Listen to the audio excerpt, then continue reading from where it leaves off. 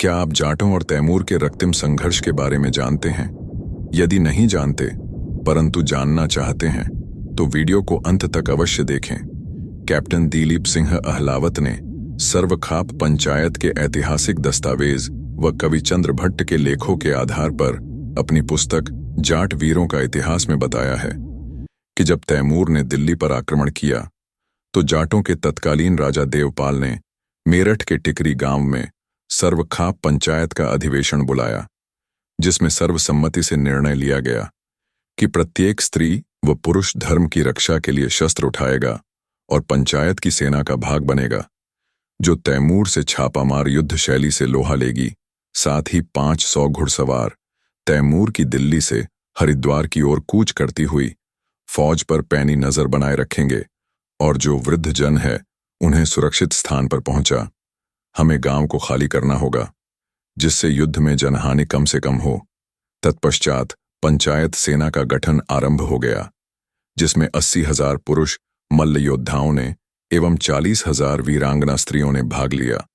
Captain Dilip Singh बताते हैं कि दिल्ली के हर 100 कोस से योद्धा मातृभूमि की रक्षा के लिए आगे आए।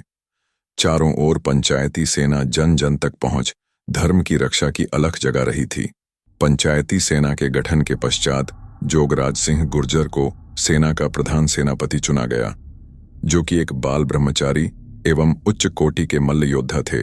जोगराज सिंह गुर्जर के साथ ही 5 स्त्रियों को भी सेनापति चुना गया, जिसमें सम्मिलित थी राम प्यारी गुर्जर, हरदेवी जाट, देवी कौर राजपूत, चंद्रो ब्राह्मण, रामदेवी त्यागी, जिन्होंने धर्म की रक्षा के लिए अपने प्राण न्यौछावर करने का संकल्प लिया। इस धर्म वाहिनी में एक धूला भंगी नामक योद्धा भी था, जो छापामार युद्ध के लिए प्रसिद्ध था। वह अपनी जांघ से रक्त निकालकर प्रधान सेनापति के चरणों में अर्पण करते हुए प्रण लेता है कि राष्ट्र के रक्षा के अपना सर्वस्व बलिदान कर देगा, एवं उसकी यह रक्त पिपासु खड्ग अब म्यान में शत्रु का लहू पीकर ही जाएगी। युद्ध भूमि में प्रस्थान करने से पूर्व प्रधान सेनापति सभी हिंदू योद्धाओं को भगवान श्री कृष्ण द्वारा उपदेशित भगवद गीता का स्मरण करते हुए कहते हैं कि जैसे आर्षि मुनि योग साधना के मार्ग से मोक्ष प्राप्त करते हैं, वैसे ही वीर योद्धा रणभूमि में अपने प्राणों की आहुति देकर मोक्ष प्राप्त करते हैं। यही भगवान श्री कृष्ण का भगवद गीता का उपदेश है। उस पर अमल करो और भारत माता की रक्षा करो अथवा बलिदान हो जाओ। यह सुनकर सभी हिंदू धर्म योद्धा रण के लिए कटिबद्ध हो गए। शीघ्र ही पंचायत की सेना चारों ओर फैल गई और तैमूर के जिहादी लश्कर पर छापामार युद्ध शैली से आक्रमण करने लगी।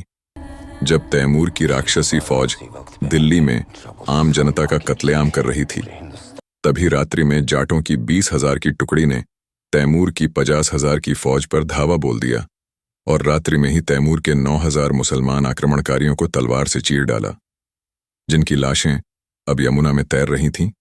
सूर्योदय होते ही जाट पंचायती सेना तैमूर के खेमे से बाहर आ गई। हालांकि 3 दिवस तक युद्ध चलता रहा और अंततः तैमूर दिल्ली छोड़ मेरठ की ओर बढ़ा, जहां पुनः जाटों से तैमूर का सामना हुआ।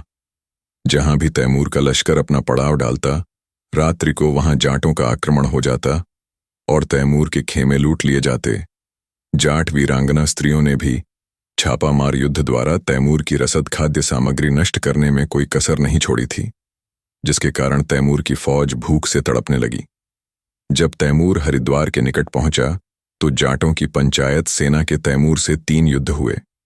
सर्वप्रथम युद्ध सेनापति जोगराज सिंह एवं उप प्रधान सेनापति हरबीर सिंह गुलिया के नेतृत्व में हुआ, जिसमें हरबीर सिंह गुलिया ने अभूतपूर्व साहस का परिचय देते हुए तैमूर के वक्षस्थल को भाले से भेद दिया। तैमूर घोड़े से घायल हो नीचे गिरने ही वाला था कि उसका सरदार खैजर खां उसे युद्धभूमि से निकाल कर ले गया, परंतु साथ ही 60 मुसलमान हरबीर सिंह पर टूट पड़े, जिसके कारण वो भी अचेत हो रणभूमि में गिर पड़े, जिन्हें स्वयं जोगराज सिंह ने युद्ध क्षेत्र से अलग किया।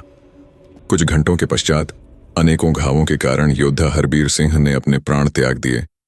तत्पश्चात हिंदुओं का दूसरा आक्रमण हुआ धूला भंगी के नेतृत्व में, जहां उन्होंने तैमूर की 3,000 की सेना पर अपने 200 सैनिकों के साथ आक्रमण कर दिया और अनेकों मुसलमान आक्रमणकारियों की लाशों का ढेर लगा।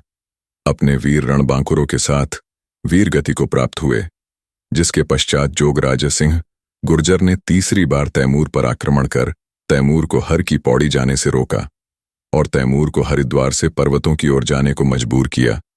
इस युद्ध में स्वयं जोगराज सिंह गुर्जर को 45 घाव लगे थे, परंतु वे तैमूर को अंबाला की ओर खदेड़ कर ही माने, जिसके पश्चात तैमूर जम्मू से होता हुआ वापस लौट गया। एक अनुमान के अनुसार तैमूर की 2.5 लाख की फौज में से 1,60,000 मुसलमान आक्रमणकारियों को जाटों की पंचायती सेना ने मौत के घाट उतार दिया था और 35,000 जाट स्त्री पुरुष इस धर्म युद्ध में वीर गति को प्राप्त हुए थे।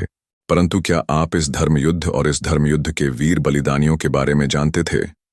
हमें एनसीईआरटी तैमूर के भारत पर आक्रमण का वर्ष तो बताती है, परंतु न हमें तैमूर के नृशंस कुकृत्यों के बारे में बताया जाता है, न ही यह पढ़ाया जाता है कि कैसे हमारे पूर्वजों ने धर्म से समझौता न करते हुए धर्म युद्ध किए थे।